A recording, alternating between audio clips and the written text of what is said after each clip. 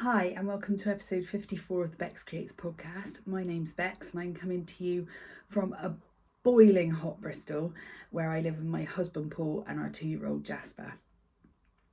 We are bang smack in the middle of I think it's the third heat wave in the last 6 weeks, and it is 9:59 on a Saturday morning and already over 30 degrees, so it is very warm. I've had to keep the window open a tiny bit just to let some air in, because obviously I needed to be in a sunny room for the light, but it means it's quite warm, but I'm sure we'll be fine. I've got my coolest dress on, I've got an enormous cup of water, so all should be fine. So today I've got a few finished objects. I've only got a couple of whips, but they're fairly interesting ones, so hopefully that'll be okay. I don't have any acquisitions at all. And then I have 3 nice things to share with you at the end, so hopefully I'll have plenty to talk about. So cracking straight on with the finished objects. The last podcast really gave me motivation to get some stuff finished, and I think that day and the next day I finished 2 things straight away. So that was good. So yeah, I said to you that I only had to put cuffs on this Tolster tee, and I did that the same day. So here it is finished, and it has been worn, so sorry it looks a little creased. I did a French tuck in my denim shorts, so it does look a little bit creased, but this is in, it's not showing up brilliantly, that's better. This is in Stansfield by Little Grey Girl, which is just the most incredible saturated cobalt blue. No, it's still coming out darker than it is really, but you've seen it before. It's just an incredible colour. The pattern is the Tolster tee by Rebecca Cloud, the Crea Bea. And such a nice, easy pattern. I really like the shape of the neckline. It's slightly, I don't know, it's slightly square around here, I feel, but only a tiny bit. It's really nice. It looks really nice when it's on. It's got a few short rows in the back, so it just lifts the back a little bit higher. And she gives you lots of ideas in the pattern of how to modify it. So I've just added a row of eyelets every 20 rounds, just for a bit of interest really, and I'm really pleased with it. Like I said, I've worn it a few times already. I've had lots of compliments on the colour suiting me, so that's nice. And yeah, I've admired the colour for so long. I'm glad I finally bought some and made something with it. So, and this was one of my big flock purchases, so it means I've used most of the yarn I bought at Big Flock already, so that's really nice because it was just short of 2 months ago, which is good going, and also means I can buy some more things when I go to the Southern Wool Show without guilt. Okay, so that's that one. My next finished object is the fluffy socks you saw me making in the last episode. So again, the colours aren't showing up brilliant. Oh, that's better. So these are for my goddaughter Freya. They're just vanilla shorty socks, they are knit to a DK recipe that I normally use. So I think they're 56 stitches. I did, I think, probably 8 rounds of 1x1 rib, then 10 rounds of stockinette before I did the heel. I accidentally did the heel length as a normal 64-inch sock. So 64-inch, that would be massive. 64 centimetre, oh for goodness sake, 64 stitch sock. So the heel is a little bit long, a little bit deep, but I think where it's got the mohair, it's got a little bit less give, so it's fine. They fit me. I think they'll fit her fine, and if they're a bit baggy, she won't care. They'll just be sort of bed sock kind of things anyway. So the yarn, I held some alpaca silk cashmere in the colour Tamarisk, I think, from Bird Street. And then I held that double with mohair silk from the wall kitchen. Sorry, my brain this morning, it's Saturday morning. My brain is not functioning yet.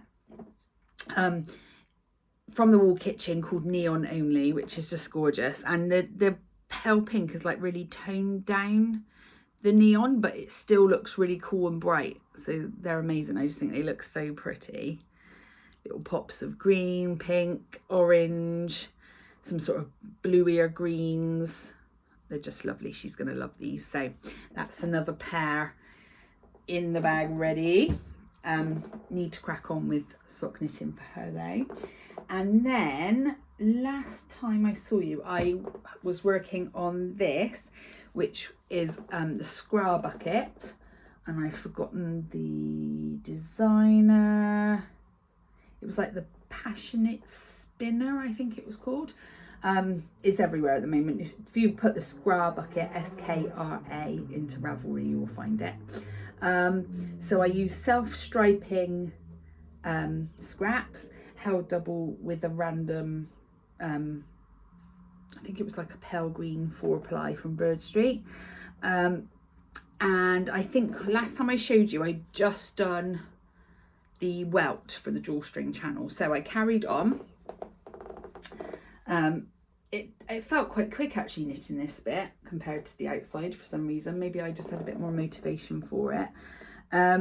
What I discovered was I'd made 2 massive magic cakes out of all my self-striping scraps, and I was planning to make a granny wrap with it, but it just was a bit too ugly, so I unpicked it. And I realised sort of halfway through this bag that what I'd done was I'd put the scraps in size order from the smallest to the biggest, and so that when I was making a granny wrap, where the rows were really short, you wouldn't get great big blocks of colour.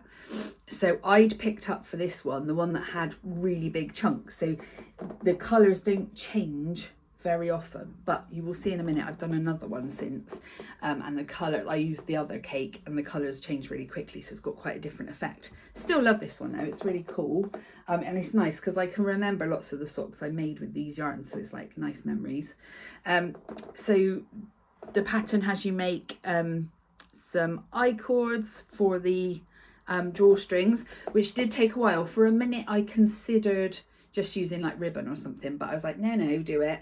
And it was fine once I got going. They didn't take too long. You did have to knit like 2 like almost metre long I-cords, but it was fine. I did them on circulars, so you didn't have to like pass the stitches back to the other needle. You could just slide it along to the other end. So that was all good, yeah. And I just think they're such a lovely, pleasing shape. You can fit quite a lot into them, and they're really nice and squishy, so they'd be quite good like handbag knitting bags, but could be used for anything, to be honest. So yeah, as I said, I made another one. This is the second one, and I did debate turning this one inside out because I really liked the colours inside, but the welt doesn't sit very nicely if you do that, so it's fine. I like the colours on the outside too. So as you can see, yeah, the colours change a bit more quickly on this. I love the decreases on the bottom. I think they look really neat and pretty. Some nice memories in this one too. I remember this really gorgeous pastel yarn here was one that my gorgeous friend Hannah from Yarnia Designs sent me. I think it was when I had my big surgery in 2021. I can't remember, but I just remember, I remember coming home to a parcel of this really beautiful yarn and not knowing who it had come from and just being so excited, and then finding out it was from Hannah, and I was like, oh yeah, she knows me. Beautiful pastel colours right up my street. And then I love that this neon section is falling on the welt. It's really cool.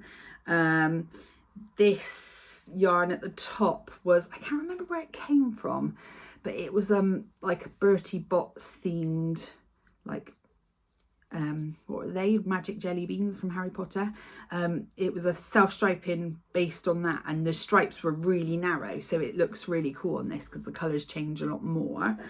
And then this is the inside. I like that it's got this rainbowy section here and this rainbowy section on the outside, which is quite cute. I did find on both bags that the cake of the main skein that I was holding it with. Sorry, I should have said I held this with a very, very, very pale powdery pink, which I have no idea which colour it was. It was just a Bird Street second that Claire gave me. I did find with both bags that those cakes ran out shortly before the end. So I think on this one it was about here. So literally within the decreases. So at that point I just changed, I think for this one I even just held the other end of the same cake double, because it just really doesn't matter, because it's all marled anyway. It doesn't matter what it's marled with, not in my opinion anyway, when it's like really scrappy like this. If you were doing it all one colour, it would be different, obviously. So yeah, it does take slightly more than one cake if you're using one for the whole thing. But my self-striping cakes that I made were way more. I think they were more like 200 grams. So yeah, worked out really well. So yeah, I'm so happy with these. I just think they're so cute. I'll definitely be making more. And I've actually seen another bag pattern that I want to knit that I will talk about a little bit later. So, sipping my drink.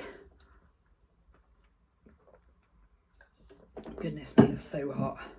I'm not doing well in the heat. I used to, but I don't anymore. So I think I showed you this as a future plan last time. So I am knitting the Bright Axis tee, I guess you'd call it, by Tellybean Knits, who is Stephanie Lotvan. I think lots of her patterns are known for being quite rainbowy and pretty like this. I was really interested in this top mainly for the construction, because I just thought it looked interesting. So at the moment I'm on quite a boring part, but it's okay. It's really good just round and round knitting for watching telly and stuff. So it's ticking along quite nicely already. I will show you my progress. So this is a sample knit for Bird Street yarn, and I'm hoping to have it finished for them by the end of August when they go to the Southern Wool Show. Although there's no pressure, but it's obviously a summery top, and that's kind of the last summery show really. So hopefully I will get it done by then. So I am knitting it in their ASC base, which is just my favourite. You've heard me rave about it before. Alpaca silk cashmere, super, super soft, finger in weight, beautiful halo. I don't know if I can get the camera to pick it up, or maybe a little bit. Yeah, just the softest thing. And so drapey. This is in the sea glass colourway, which is one of my faves. I have knit a few things in that before. And I am using, for the stripes at the top, sorry, this bag's in a bit of a mess because I've wound some of the yarn but not all of it yet, because I got a bit bored of winding yarn. So these are the ice cream minis, which I think launched last week. And I think the colours go coffee, strawberry, mint, bubblegum and chocolate. So yeah, super pretty, look lovely with the main colour, and I think will look really nice in the stripes. So at the moment, obviously there isn't a lot to show. Here we go. I've just been going round and round. I only started it, when did I start it? What day is it? Saturday. I think I only started this on Monday, and I've not done loads of knitting this week. You'll hear later that I've had a really busy week. So to get that sort of progress, I reckon there's about 4 inches or so, maybe a little bit more. It's pretty good because it's quite a few stitches. I can't remember how many, but yeah, I think I'm knitting the 3rd size. Is recommended with a fair bit of ease, I think. So yeah, I got gauge first time by going up a needle size, because I know my knitting. So I'm on a 4mm needle. Actually, am I? Yes, I am. What I've actually done with this is, when I changed needles from the ribbing, I changed the right needle so that it wasn't too tight to move the stitches onto the left needle, but then I've actually kept the smaller needle in that size because it was a longer needle, so it's more comfortable to hold, and actually it doesn't matter what size this needle is, does it? And I'm finding this really moving it round quicker, so it really is like a pleasant knit, which I think when it's a bit boring like this, when you're like excited to get to the fun part at the top but you're just going round and round for 11 inches or whatever it is, it makes it go a bit quicker, so sticking with that. So yeah, hopefully I can I'm not going to rush getting through the stockinette because I don't want it to do my head in, but I don't think it'll take me too long. I can crack on with that. My next whip is a test knit, a sort of an unexpected test knit. So as you know, I'm very good friends with Jo and Rachel from Twin Set and Pearl. Hi girls. And they have the most amazing patterns. You know, I've knit quite a lot of them, and you know, I've knit several Simon shawls and cowls, and I noticed that Rachel was working on the Simon sock, and I was really excited because my last Simon shawl I had most of a skein of both colours left over at the end. So when she said she was bringing out the Simon sock, I was like, right, I need matching Simon socks, it's gonna be amazing. So I texted her the other day and said, when's the Simon sock coming out? I can't wait to knit it. She's like, do you want to test it? I was like, okay. So I started it and I am loving it. I haven't checked if I'm allowed to show it, but I know Rachel showed it on their podcast, so I'm sure it's fine. So I have done the rib. Again, God, it's so dark. Why is it so dark on such a sunny day? I don't understand. So the colours I've used are the same as my last Simon shawl, which is Sherry and Piglet, the pink, by Bird Street Yarn. I actually had the yarn from my mum for my birthday or Christmas, I can't remember. So yeah, I've done the rib and then into the pattern. There is lots of purling in the pattern, which Rachel warned me about, but purling doesn't bother me in the slightest. It's only the same as knitting, just the other way. And yeah, it's coming on beautifully. I love how neat it's looking. It's really satisfying. It's got quite a nice squishy texture, but it doesn't change your gauge or anything. They still feel plenty stretchy.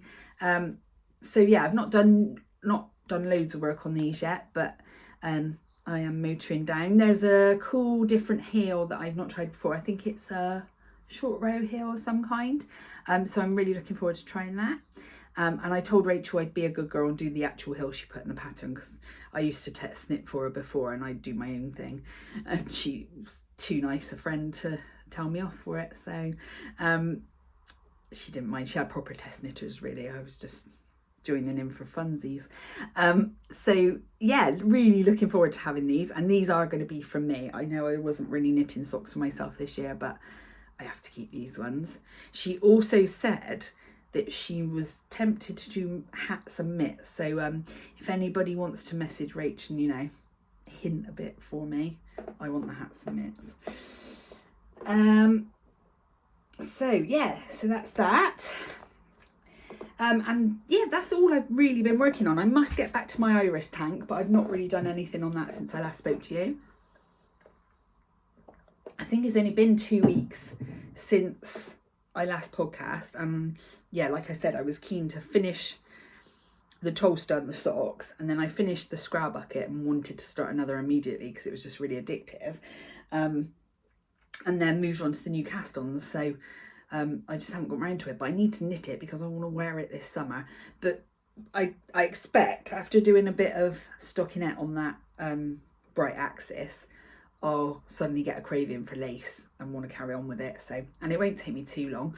I think I've already done maybe 2 or 3 repeats anyway, so it won't take me ages. I will get back to it. So then, future knits. I think I've got plans to knit another sample for Bird Street. They've just started dyeing a new range of merino linen bases, which sounds really exciting. I haven't knit in a merino linen before. I don't think I've ever knit in linen, actually. So yeah, I'm going to knit something with that yarn. I'm thinking like a camisole, sort of, you know, something really summery, quick, simple, in like a really classic colour, like their latte colour or something, just, you know, because I think that'd be like a really useful top for somebody to have in their wardrobe. So I think that'd be a really nice sample to have. So I'm going to knit that when I finished the other sample. I've also seen today or yesterday on Instagram a bag by Pearl Soho called a dumpling bag, I think they were calling it, but I think it's what's known as a Japanese knot bag, is that right? Where it's got one long strap, one short strap, and you thread the long strap through the short strap so it kind of hangs really nicely. And that was also made in linen, so I think I'd like to make one of those. I think that'd be a nice little sock sack, and again make like nice present for knitter friends or myself. So yeah, that's sort of the two plans I have going forward. And obviously I need to get another pair of socks on the needles for Freya as well. I think I'm up to 8 pairs for her now. And what is it now? I've got July, August, September. So I've only really got 3 months. Her birthday's at the end of October and I want to knit 4 more pairs. So need to crack on. But I am going to do a couple more shorties. So they'll be quite quick, hopefully, anyway. And then moving on to my 3 nice things. I've noticed, who was I watching that also stole that idea? Franny Do Make stole that idea from Jack and Jess of the Big Sis Little Bro making show. And I enjoyed watching Fran's as much as I enjoyed watching Jack and Jess's. So I thought I'd carry it on. I know Jack and Jess have recorded another episode which will hopefully be up today. So keep your eyes peeled for that. So my 3 nice things, or 3 things that have been my favourite things in the last 2 weeks. Number 1, my new handheld fan. It's really good. Look how like slimline it is. I can put it in my pocket and it just basically looks like a phone. I did have one before that was very round and pale pink and looked quite dodgy. Thankfully it stopped working. I had to get rid of it, so I had an excuse to buy one that looked slightly less suspect. So it's really good. It recharges. I just got it from Amazon, but it's been my lifeline, and I found surprising uses for it. I've literally, I've had it on me all the time. When I was at work on Thursday, I had it like propped on my desk like this. It was quite funny. Every time my partner teacher came into the room, she was like, "What is that noise?" And I was like, "Sorry, it's me and my fan." And I've also found it's very useful for cooling down Jasper's dinner. He's very fussy. If he thinks anything is even remotely too hot, when it's like, lukewarm, if that, he goes mad and won't eat it. So I've been there like cooling his porridge down with the fan. Honestly, I think I always said that I'd never pander to those kind of things, but anything to get the kids eating and sleeping, right? The next favourite thing is something we discovered a few weeks ago. Me and Paul, we don't get a lot of time to watch telly, because basically we sit down sort of somewhere around 7ish in the evening, and then we're usually in bed by 8:30, 9. So we don't watch a lot on telly, but we like to have something on the go that's about an hour long and something on the go that's like half an hour long, so that we can, pick and choose what we've got time for. And we've ploughed our way through loads of different series of things like Modern Family and our favourite Stathlet's Flats, and we rewatched Derry Girls recently. We like a comedy basically, and I'd heard about Alma's Not Normal from listening to the Off Menu podcast, and Sophie Willan, the star and the writer on it, was talking about it on her Off Menu. And I had heard a few things about it and I thought, it sounds quite good, we'll give it a go, we'll watch one episode, see if we like it. And it was really funny. We both really enjoyed it. It was quite different. The pace of it was quite different. The characters were very endearing. And also, as a bonus, it was set in Manchester, which is very special place for us. Basically, Paul went to uni there, but he took me to visit when we got together, and I just fell in love with the place, really. I find it's like London, but calmer and more friendly. There's sort of lots of things there that we don't have in Bristol. It's a lovely big city, but it's easy to get around, and I just love it. We've also got friends up there as well. which is lovely.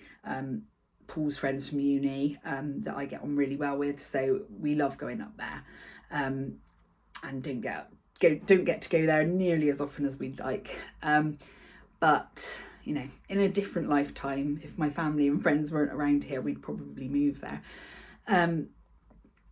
Anyway, so yes, it's set in Bolton, but she goes to visit the city of Manchester a lot, and just seeing the sites that we recognise is really cool as well. So I really recommend giving that a watch, because it is really funny and yeah, lovely. It's only 2 series. I think there may be only 10 episodes, 10 or 12 altogether, so it's not a lot of investment of time, but I'd really recommend Alma's Not Normal. And my third favourite thing this week is friends and family who help with childcare. It's been such a busy week, and we would not have gotten through it without my parents, Paul's parents, and my sister Claire helping out, because it's been manic. So as you might know, I am a teacher. I am a reception teacher, so which I've only been since I went back to school after having Jasper. So this time of year means getting to know the new children who are coming in September, and obviously that's a big transition for them when they're only 4, and some of them are still 3 until a few more weeks. So this week I had to be in school extra hours on Tuesday and Wednesday to do like one-to-one meetings with the parents and children to really get to know them, and then did my normal day on Thursday, which was a full day in forest school, which was lovely because it was again 30 degrees and it was lovely and shady under the trees, but the it's about a few minutes walk across the field from the school to the forest, and the school field was brown. The grass has just died where it's been so hot, and it felt like every time a child asked to go to the toilet, it felt like I had to do this long walk across the desert and back again. And in the morning, me and my TA just found there was me and 2 TAs, one who's forest school trained, so she would stay in the forest, and me and the other TA were just basically relaying children up and down the field. Every time she came back, I'd be like, oh, 4 more want to go, let's go. So I was boiled, even though it was nice and cool in the forest. I was like, all day. Anyway, major tangent. So my parents looked after him one afternoon. Claire looked after him another afternoon, which was no hardship on Jasper's part because he loves his family, and he was so excited to play with Granny and Pops and Auntie Claire. And then Paul's parents had him on Thursday, as they normally do, and then last night we had arranged for Jasper to have a sleepover at Paul's parents' house, and he's got a lovely little nursery there. Paul's mum set it all up beautifully with like circus wallpaper and a little cot and a rocking chair. It's gorgeous. So he's very happy to sleep there because he has his nap there on a Thursday as well. So me and Paul booked a local Chinese restaurant, which is amazing. It's directly next to the Big Flock venue, so if anybody's coming next year and looking for somewhere to go to eat, I can recommend you a very good Chinese restaurant. So we went there last night for a meal. We got there at 6:30, hoping it would be air conditioned, and it wasn't. So it was very warm. So we did kind of eat and run, but the food was amazing. And then we came home, made some espresso martinis, put the fan about a foot away from us, and watched some comedy on the telly. So it was really fun. And then this morning, the best bit of it all was we didn't have to rush out of bed. Unfortunately, because of the heat, we both woke up at 5:30, which I knew we'd do anyway, because we're just programmed to wake up early now. That's the life of having a toddler. So yes, basically this week I've been very, very grateful for people helping out with childcare, because it's a juggle. It is a juggle, but I think this week has proved to me that working 1 day a week is the right thing for our family. I did not have the brain space for all the extra. It was a bit wild. I've not slept very well, so hopefully the next couple of weeks will be a bit calmer, especially because the summer holidays are coming. So it's been lovely to have a chat with you today. I'm going to go and try and cool down. We're going to have a nice day in the garden. I think Jasper and Paul are at swimming lessons at the moment, but when they come back, we're going to get the paddling pool and the splash pad out and set up some water play in the shade so that we can all keep as cool as possible for the rest of the day. So I hope you are surviving the weather, or hopefully enjoying it wherever you are. And I will hopefully be back again soon. Take care. Bye.